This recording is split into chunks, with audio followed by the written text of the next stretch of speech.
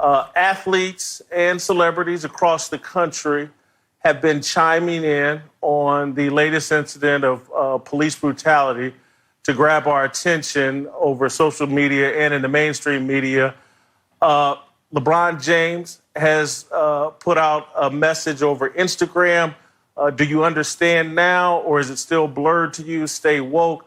There was a picture of Colin Kaepernick kneeling with his Instagram post, along with a picture of the police officer, I don't know his name, don't really care to know his name, who put his knee on the neck of George Floyd for, I believe, more than 7 minutes, and the man ended up dying. Many other athletes, from Odell Beckham Jr. to DeMarcus Lawrence, a lot of celebrities, Ice Cube, Snoop Dogg, have all chimed in on this issue. I've been asked many questions over social media. What my take is on this. I've had a unique outlook compared to others over social media because I've been forced to have a unique outlook on this. As I've written about and have shared on this television show, in May of 2012, my cousin, Anton Butler, was killed in Indianapolis by what we believe was police misconduct. He was tasered and killed in the rain by sheriff's officers. A devastating impact on my family. In order of fairness, the police have a story that they believe justifies their actions. The coroner blamed it on cocaine. My family, and we believe something else. Anton Butler, one of the greatest human beings God ever created, was taken from us at age 28.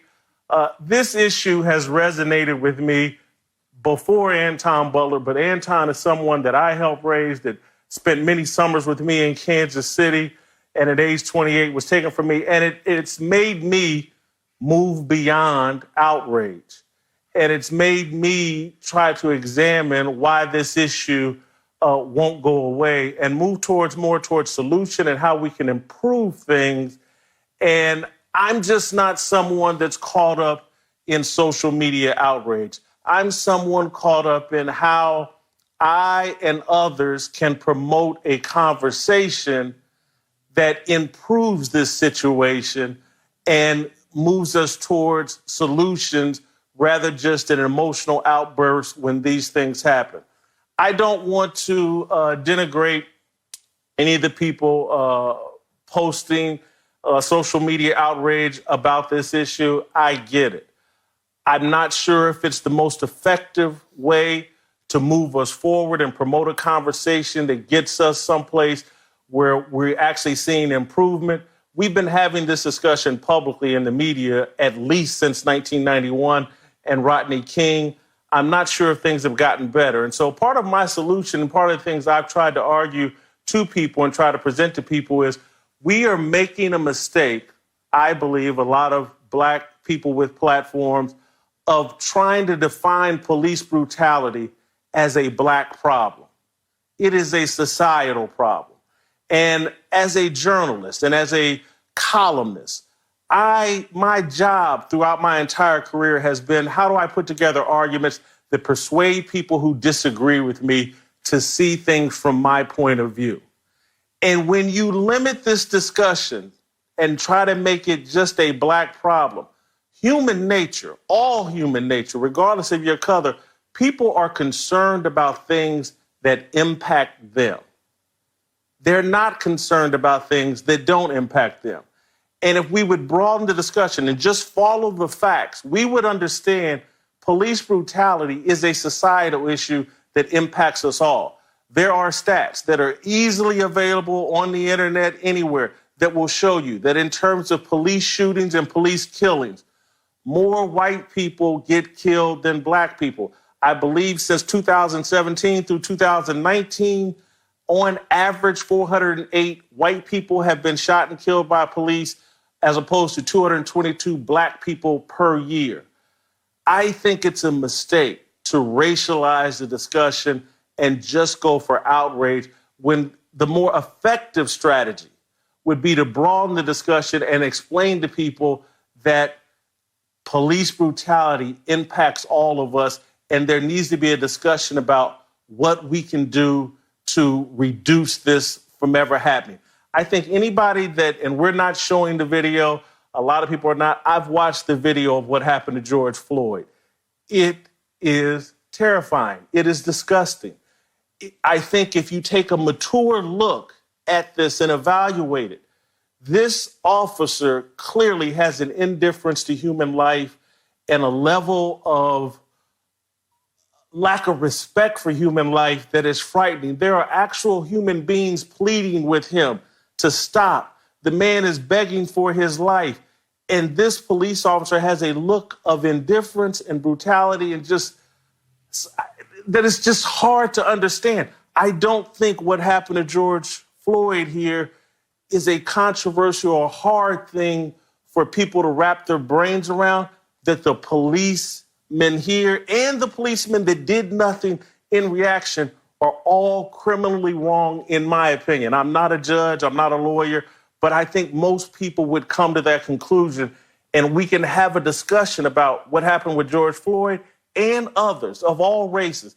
This video is the most terrifying thing I've seen, other than 4 or 5 years ago when we were having this discussion. I saw a video of police officers in a hotel execute a man in the hallway. It's all on video. And it was a white man that they executed and shot for no reason. And it moved me like, oh my God. George Floyd's the only thing I've seen that has topped that. And I would just ask for athletes, and this is a discussion we're going to have, athletes, sports has been a tool to bring us together, to help us see our common interest across racial, economic lines. And I think there's going to be more protests when sports come back, but I'm asking athletes to protest and voice your opinions in a way that brings more people into the discussion and allows more people to see the point of view rather than going at it in a racially polarizing way. I'm going to stop here and let Marcellus and LaVar join in. Marcellus, I'll start with you. Do you expect when sports come back, when full sports come back, that we're going to see more protests moving forward from athletes? Absolutely. I expect that, and they should protest.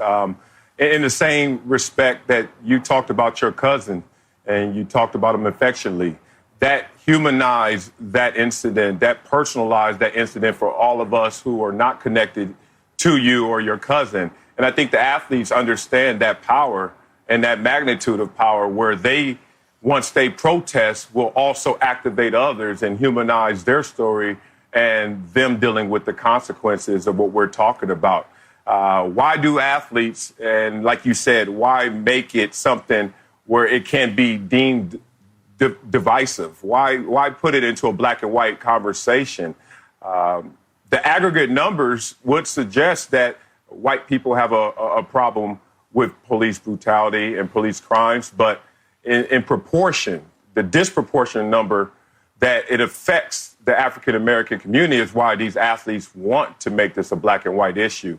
And as you said, I understand in discussion, we all should be talking, but in consequence, and certainly what comes from this, it's going to affect our community more so than their community. So I expect protests, but my grander point is protest and. I want to add the and, not just to the word protest, where I think a lot of this stops. It stops with outrage. It stops with a post. It stops with a T-shirt. It stops with a gesture and just a kneeling.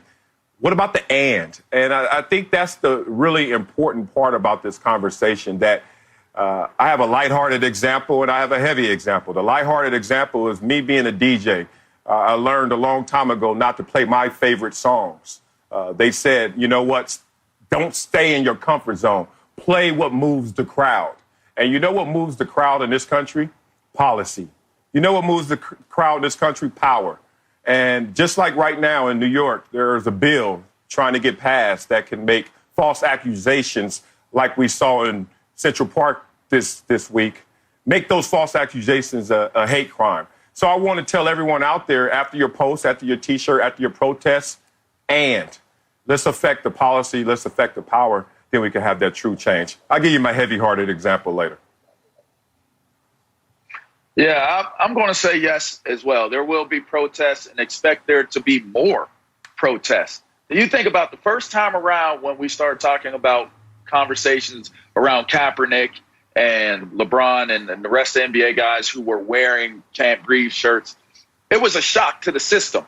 So the fear and the outrage that was being protested and where it came from with the players doing these protests, you also scared the establishment, right? So now you have people on the other side of it that are afraid of what's taking place with these protests. Well, now it's out. Cat's out the bag. So this time around, there will be more people there. I would expect there to be more unity in it. I would actually expect there to be less backlash and outrage towards these protests because it's now a reality. The unimaginable is continuing to play out in videos, and you have the ability to take it and make it a reality now. So I see there being more protests, and I see people being more proactive or being more active off of it because there's no element of surprise this time. You're not sneaking up on anybody. We know it's coming.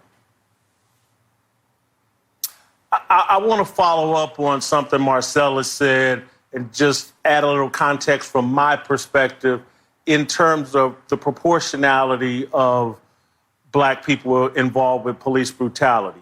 And I hate to go here because people laugh when I reference the television show The Wire, but it's a very important television show. It was written by a former police reporter and a former Baltimore police officer, and it captured a lot of real-life perspective. And what it pointed out was the more violence in your community, the more police were sent to your community, the more policing. And so the more often you would be engaged with the police. And so as Black people, we live in major cities. Poverty is an issue for us. We live in poor communities where there is more violence. They're going to over-police those areas because mayors and other people, city council people, get elected off of crime rates and murder rates and things like that.